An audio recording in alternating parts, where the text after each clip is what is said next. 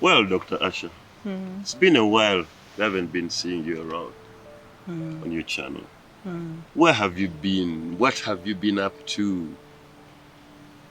Thank you very much. I've been doing several things. One of those has been preparing a legacy library that was left by my father, the late Kirunda Kive Jinja, and we were launching it. We have also gone ahead to make an AGM, annual general meeting, with the KK Village Economic Movement members, who are the villagers. Wow. And we had that occasion, and we had this annual general meeting with the community. So it was quite something eventful. But prior to all this, I was also quite engaged for some time with writing a book. And this is what has kept me away from the channel and from communicating as I would have loved before, due to these engagements. As far as the launching of the Legacy Library, we shall air it later, and everybody will have a feel of it, and also the AGM, and we'll see what we are doing, and then they can be a part of what we are doing within the Sese community. Well, you've been a busy bee. Oh, yeah. So, Yes, tell us a bit more about the book. I'm intrigued by the book because it's not every time a person goes out and disappears writing a book. I'd love to know more about that. This book has a central concept, which is reality versus truth. Interesting. And reality versus truth in our human life, we always think that reality is truth, and we think that truth is reality. But let us have this concept where we look at, let's say you're on a mountain, and you're on top of a mountain, and there are stones on this mountain. You can look at it in two ways, and these are the ways I'm going to elaborate the reality and truth. You can say, I'm at the top, and while I'm surrounded by these stones, they're going to hit me any minute, and my head will burst out on the floor the minute I land. So you could be in fear, saying, okay, I'm afraid of this. I'll not go down because I can fall any minute and my brains will burst as I'm coming down on these stones. That is one concept. It is a reality that can happen. But that reality is in your mind. The truth of the whole matter is that you could look at this hill all around you and you say, okay, I'm on top of this mountain or hill. There are still several stones around. But then you can raise your gaze and say, what is around me? You can say, I'm surrounded by water, let me say, on top of this mountain. There is green vegetation on the outside. And you can even say, down, if I can come down, maybe I can rear some chicken or goats if I'm looking at a rural setting. And then I can even have people come over and I share with them. That is one concept of looking at it. But if you're paralyzed by your fear, you look at what could go wrong when you're up there. And that can preoccupy you. Then you become anxious. Then you become paranoid. Then you get this anxiety. And now it begins building your reality. So your whole reality is centered around avoiding something bad from happening. Now you're looking at security. You're not looking at what is happening there. And whatever you're looking at is a reality. But it's not the entire truth. It is a reality, but it's not the entire truth. So in life, we have concepts that we look at, and they are reality, but they are not entirely the truth. It is a reality, for example, like in rural villages, that people do not have money. But it's not the truth that because they do not have money, they are handicapped and they are disabled and they are victims needy. Or they are needy. They are not needy. Not necessarily so. There are many people who could be in towns and they are not living in villages, but they are needy. More needy than even the people in the village. You know, so the reality is not the same as when you're looking at it from the kind of perspective of truth. So these are two different kinds of things. So the concept of reality and truth, we have to look at it in terms of intellect, because I talked about the mind and how it is involved. This concept, though, I brought it about in an example of being on a mountain and there are stones surrounding you and you're looking at the slope and looking at where you could go and what could go wrong. This is how we've built the entire system of our lives, you know. So we have what is the mind and the intellect of the human mind. Then we have what we call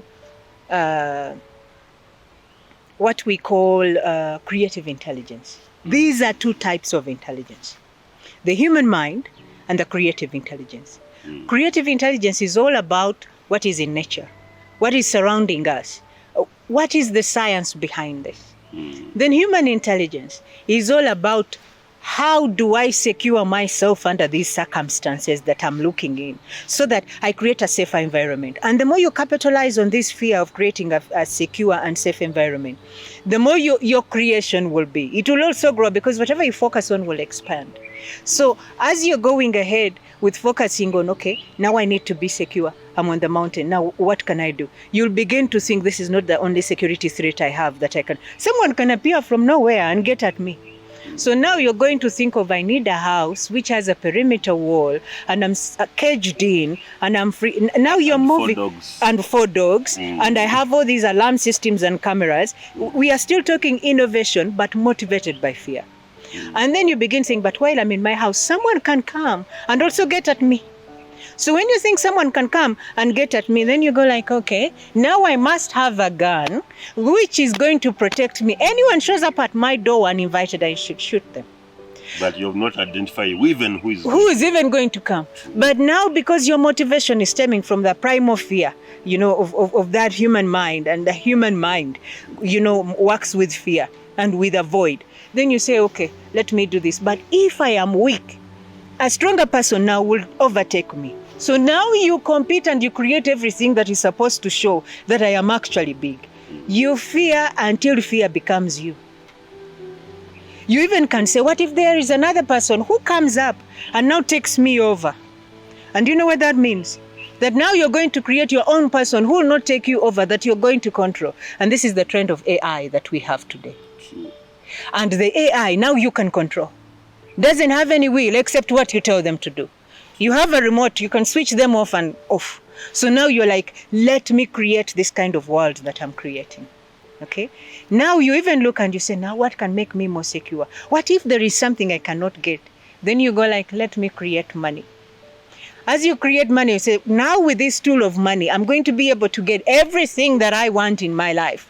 And as I get it, then I'm going to be able to feel secure because I will be able, using money, to get everything that money can buy. So now you have created what they call a financial system as a system of security. So the more money you have, the more secure you'll feel. Oh, yes. And the more in control you'll feel.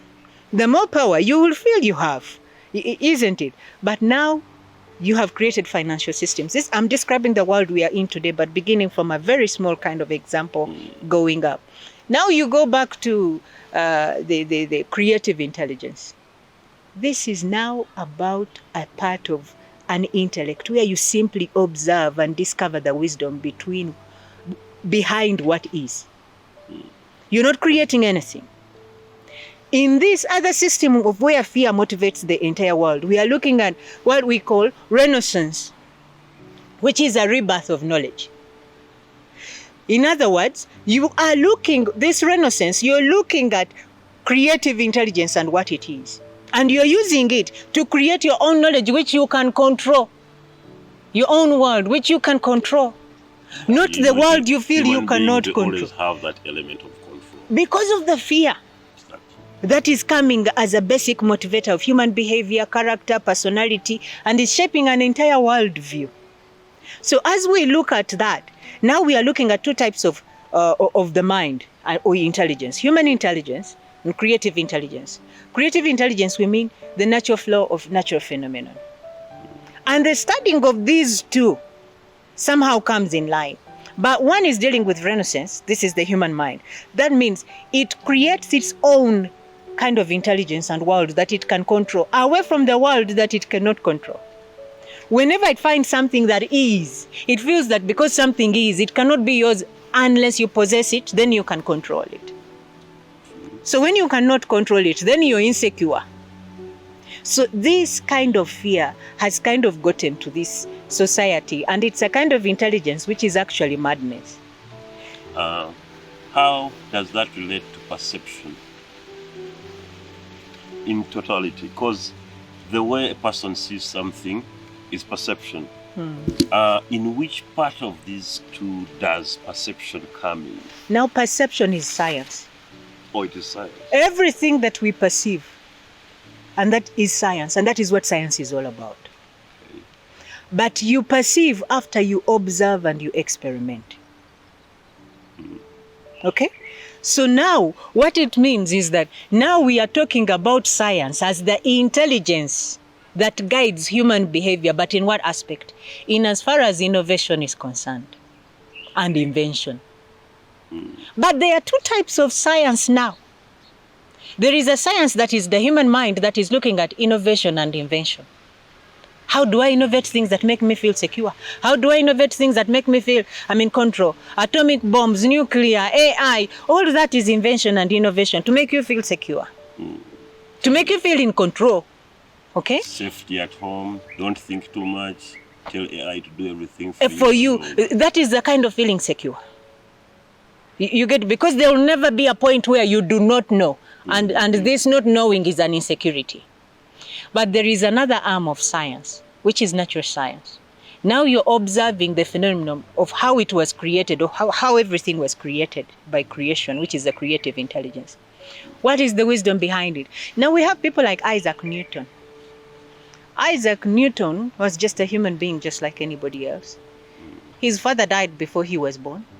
He grew up with a single mother who left and went to another state and left Isaac Newton with relatives. And then she later came and married and picked Isaac Newton and took her to this new family. The father wanted Isaac Newton, the scientist, to become a farmer. So picked Isaac Newton from school and said, come and go on the fields. And luckily enough, one of the teachers went and explained to the mother and said, please allow this boy to come back to school. This is someone who wasn't interested in making so much communication and connection with people. He preferred to be alone to make experiments than play. So as he was, in that process of growing up, as Isaac Newton, he later goes into a university. This was University of Cambridge, if I'm not mistaken. And as he goes there, he begins working. He begins making his own experiments. But there was so much pain at home. The bubon plague comes up. That happened in UK. So he is forced to go back to his house of origin. And he stays there. While he is there, wallowing in his pain and darkness and sorrow and fear, he decides to face his fear. So he goes back, to the place where he didn't feel safe to try and overcome this plague that was plaguing UK at that time. So when he goes back, he uses in one of the windows in a dark room, he gets a mirror and he realizes using this mirror reflection that there is a rainbow actually. And then he begins this whole physics and science of the rainbow, and he actually discovered it. So there is an arm of science which is just discovery of natural sciences. And then there is, which is a discovery of the creative intelligence behind creation. And then there is the other one, which is innovation and experiment. So in his frustration, he comes out, he has a lot to reconcile, in his home, what happened to me, my father wasn't there. He still has losses, his stepfather, whom he's not so much at par with. An apple falls from the tree and hits him on his head. He looks and says, how did it fall from up there and how did it come down? So he begins studying gravity. Then he understands that, there are natural laws. There is a creative intelligence. Just like how this fell from up there, there is the same force that is around all galaxies, and he starts to study them. But mathematics was not as complex as it was then. So he forms his own calculus. So when he forms his own calculus, now it helps him to explain with his own form of mathematics how these things move, how gravity is. And he wrote an entire book which was called The Philosophy of Natural Science. In some people it's called Principia, or how you can say principles, that is how the book is called. So he demarcates two types of sciences: the natural one where you're simply observing what is, and the other one which is simply inventing, which is inventing AI and all this. And this is what we've done in the modern age. So we have two contradictory sciences. That one leads to the other. One doesn't even lead to the other. They are separate. One is about innovation and invention and securing yourself stemming from fear. Another one is simply getting out of your mind and observing. In fact, when you hear many people talking about Isaac Newton as a scientist, do you know how they describe him? Madman, genius. Do you know why they call him genius? Because he sat one time in a lecture hall in Cambridge University and he gave his lecture when there was nobody seated in the hall and there were no students. He gave it as if they were there. He finished and he left. He came in the right time that he was supposed to give the lecture and then he got out. So they called him madman, genius. For being able to be, the genius comes when he was able to get out of his madness. Madness is being used to the routine, following that routine without thinking if there is anything outside. The link between madness and genius is to become conscious that there is something else outside and you get out of your mind and your routine and you go and observe something. That is where he wrote his Principia, you know, and that is why he's usually termed as madman, genius. This degree of madness we all have, but if you decide and you say, I'm going to choose the invention and innovation, it is very rare that you're going to involve mathematics and formulas to see how things align, to see the pattern in nature. You're not going to use that. You're going to use observation and experiment. Systematic procedure, which is also a part of science, to actually come up with results that help you feel more secure and feel more powerful and in control. So we've moved in the modern 21st century into that dimension, but there is the science partific size of Newton, which is also still today, there are people still discovering and going on that side and looking at the intelligence of what is actually happening. What is very interesting about this wing of Newton is that Newton at the end of around the 1930s, early 1930s, they found writings that described him more as a philosopher of actually belief systems. And he was more for the creative intelligence, and he was believing there is a creative intelligence. And he was believing this creation of science and invention, which usually doesn't involve mathematics and doesn't follow the universal principles of science, is actually going to destroy humanity and there are going to be more wars. Now, Newton was there before the First World War, the Second World War, before the Cold War. Now we are even having biological wars, you know. And Fourth World War, Third World War. Anything is possible. Yeah? It is looming. Anything is possible because of the trend of fear and the aggrandization of fear and how we are acting on it to create our reality today. So my book, Science in Contradiction, is looking at these two aspects of science and the new areas that they are bringing in today's world, which is also, is called a renaissance for some people. And then when it comes to the creative intelligence, you have to talk about consciousness. So there you're talking about enlightenment, not so much renaissance, which is a birth of knowledge. So Science in Contradiction is what I've been working on and looking through this history of mathematics and looking at the history of science and the contradictions in scientific thought. One emphasizes on mathematics, being able to describe things, being able to explain them and predict, because there is a pattern, which is a formula. Then there is another wing, which is talking about invention and innovation, and trying to look at these and how they are actually coming into the modern world today, and what exactly they are bringing into this world, and what does it mean. So that is the kind of book I've been into.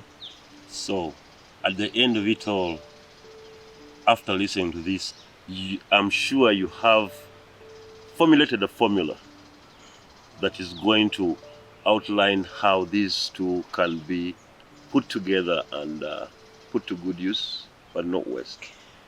I think the reality, like I said, the basis or the concept of this is reality and truth. The contradiction with this is that one is dealing with truth, another one is dealing with reality. So how rescuing is your reality? We see the United Nations. We see most international monetary systems. They are all survival mechanisms out of fear. So how long do you want to fear? Is the other, that is the reality. How long do you want to fear? And then when this fear is too much fear, then what is it leading to? Me, I'm simply taking you on a journey of consciousness. of enlightenment, of the mind, and trying to make you decide, what do you want to choose? Do you want to choose invention? Do you want to choose enlightenment? Do you want to choose consciousness? Or do you want to choose both madness and genius? What do you want to choose? This is what is happening. Well, at this rate, I think madness and genius. It's just simpler. So this is what it is all about, because some degree of madness is in all of us. For as long as we are afraid and there are things we are doing repeatedly in order to avoid something, because we feel insecure, because we are afraid, that is madness. And every one of us has it. But now when we go and face that madness and we are not creating defenses of feeling secure, now we are getting conscious, and that is where our genius lies, you know. So in real life, the concept that I'm bringing about in this book that I'm writing is trying to describe to you as a human being, how conscious are you? Are you aware that you're actually choosing a lot of your life from fear? Are you aware that all the international systems are actually survival mechanisms, and they are determining that you actually remain in fear? Do you want to remain in fear? Because fear is a reality. Or do you want to know the truth? Okay, so what I'm getting is that decisions are made either from fear or Truth, truth. which is from knowing and as a part of being conscious. And consciousness is what is our essence. Because when you're looking at consciousness and you're defining what consciousness is, the director of resuscitation at NYU, you know, he is a scientist who actually, a doctor, who actually discovered that when someone is dead, they've resuscitated them and they are no longer there. There are people who came back to their bodies, and when they came back, when they had pronounced them dead, they were able to come back and say, I was actually seeing what you were doing, I was out of my body, and then I was able to see everything that you're doing. The out-of-body experience. And you would call that out of body, which was meaning that now this is consciousness. This is now what modern science is terming it. So it is terming that the whole you in this body is summed up as consciousness. So you are consciousness. Consciousness is a form of energy which doesn't die. It is in a bodily form, like you can be in a plane, but you're seated and you're heading somewhere. But it doesn't mean when you see the plane that there are no human beings. What is inside? That is that the plane is like a vehicle moving you to somewhere, but the person is inside. So consciousness is inside that human being. And since it is inside that human being, then the reality is that since your consciousness, your energy, so what is consciousness? Moves in and out of form. Cannot be killed, cannot be destroyed. And that is the quantum physics definition of what God is and what energy is. And heaven and hell and no, afterlife. Those are not consciousness. So what actually it means is that whether you're choosing to invent, there will be a time when there is nothing more that will make you run away from yourself. So either you're going to choose this innovation and fear as a walk of your life, but you're still going to face the fear to a point that you become conscious, because that is the truth of your being. Or you are going to begin being conscious like Isaac Newton was, and you begin observing these things and you get enlightened about the creative intelligence, which means also that you come back to yourself. So life is basically a choice. And whichever way you choose, even if you say I'm not going to choose, it is still a choice, and there are consequences of that choice, and it is still going to lead you to the same thing, which is consciousness. So the meaning of life comes to the concept that you are actually living to be conscious of who you are. To be conscious of, this is me, and I am consciousness. And if I'm consciousness, then even the God you're looking for is inside, and is you. So what are you going to do with this kind of thing? But if you can know it earlier, how different would you live your life? So that is my book in a nutshell, Science in Contradiction. On another topic, we'll talk about it more, but this is what it is. And for the first time, we are also introducing to the African kind of audience, and also worldwide, the importance of what intellectualism is. Because a lot of people think intellectualism is woo-woo science and it's all over there. But it's so real, and it is here. So sitting in that chair of intellectualism and trying to narrow it down to everyday lives, this is what we are trying to do. You know, and this is what my book has been all about. Well, I can't wait to read it. When are we getting it? Very soon, Oh, we'll let you know. I can't wait. Okay, thank you so much for having me. Well, doctor, throw some bit more light about the conscience in relation to the creative intelligence, because it's a thin line.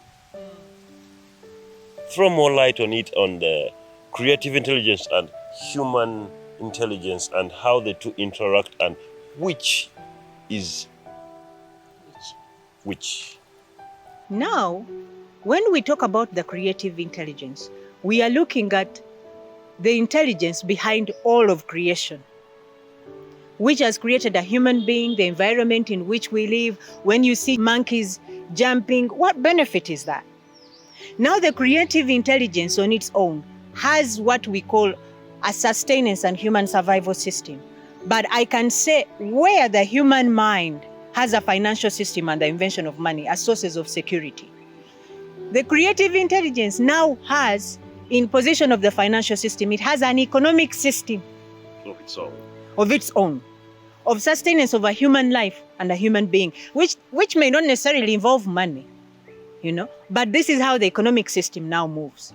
The economic system of the creative intelligence is that the microbioorganisms, fungus and bacteria, these ones on their own, they are even able, there is a university in Australia that demonstrated that within the soil where they found gold, which is part of the economic system and the financial system today, microbioorganisms slowly by slowly move these nuggets of decomposed matter, whatever it is that is within the soil. That is an intelligence, a creative intelligence. Over years and decades and millions of years, it puts it together and it is gold. Now the financial system rests on the money value put on this economic system of the creative intelligence. And it uses it as a tool of security. But the economic system already was there before. But the more the human mind creates security, whether it is creating with guns, with whatever it is creating, it is distracting more of the creative intelligence. Meaning that the financial system is creating wars, it is creating tensions. In as much as it is creating inventions and innovations and cooperation, it is also creating more insecurity, it is creating more fear, it is creating more famine, it is creating more, because now it is all about, now you find pollution, things about how much you're able to produce, how much money it is able to give you. Now there is a natural system which has all these things. Microbioorganisms, they rot, they make sure that your DNA is preserved in the soil, and the food you eat determines your health. Now we have in the human system disease. And how to treat it with chemicals. And how to treat it with chemicals is also a source of income, which if I'm able to give you money, then I'm able to have this money and become more secure. Now what makes me secure is having medicine, not protecting myself from disease. But there was an economic system that was all about human beings, not about money and security. That was all about one thing being connected to the other. It was all about harmony. Even if a monkey defecated on the ground, that is some food for some microbioorganisms to preserve the right DNA for you. It is also some kind of compost manure to bring about the right kinds of trees that will help you. And if you're seated under a tree like this, it will help you in as far as giving you the right oxygen, activating your DNA, and all those kinds of stuff. So this is a creative intelligence we are talking about, the intelligence behind the natural phenomenon, behind nature and creation and the universe. Now the two are now fighting, the creative intelligence and the human intelligence. Literally, the other one wants to impose over this one. But now the real question would be, if your consciousness and science has now discovered, like Dr. Piam in NYU, the director of research station, discovered that a human being is actually consciousness all this time. And he's also trying to tell people, look here, now the purpose of your life is so that you're conscious of yourself. So now the issue is, as you fight and as you fear and you feel there is another force which should not be part of you, but that force is inside you. How long are you going to run from yourself? So This is the gist of the whole thing, and contradiction and the difference between the two. So this is what my book is all about, science in contradiction. But it also brings about all the aspects, what the survival mechanisms of world systems actually are. They're basically survival mechanisms. Out of fear. Even family is a social institution which is an indoctrination, out of fear. So you're taught everything you should do so that you live securely in this earth, so that you don't have any problems in life. So it brings you up with fear. So if you're in fear, have you ever really been you? No. Have you even ever really lived? You're always, what you fear is what you become. Yeah, and happiness means that you're able to run away from everything that you fear. And now you're in a secure place. So happiness is forever eluding reality, which is not there. The minute you reach here, then it eludes you, and there is another goalpost you have to. It's like a taskmaster who always has a task for you to do before he gives you your final pay or promotion. And you never get there. You spend your entire life moving. So consciousness is about bringing meaning, understanding who you are, and you define your life through this new awareness and consciousness. And you connect yourself, and now you have goals, you have different values, you're not living from fear, but from a point of knowing the truth. So this is reality versus truth. The truth is what is behind the creative intelligence. And reality is what we are seeing that could happen, and it is also real. But nonetheless, not everything that is real is truth. So this is also the reality that you have to get into. So as you get these new values by being conscious, then you're also telling yourself, okay, if I'm conscious, then how else would I live my life? Then you begin living. So that means if you're able to be conscious, you have a true experience of what it means to live within your body. Otherwise, you can get out of this world simply having existed and trying to secure yourself and having never really lived. Do you get the dilemma? But when you're conscious, you actually get to live, you have goals, you have values. Now you're looking at from a life from a point of being conscious and being enlightened by the creative intelligence. Because you're observing the patterns and you're observing you're part of the pattern. Nothing is separate from you. Anything that harms itself is also going to affect you. So now you're looking at life in that kind of aspect. And it doesn't matter when you're conscious whether how long you've lived. The thing is that you've actually lived.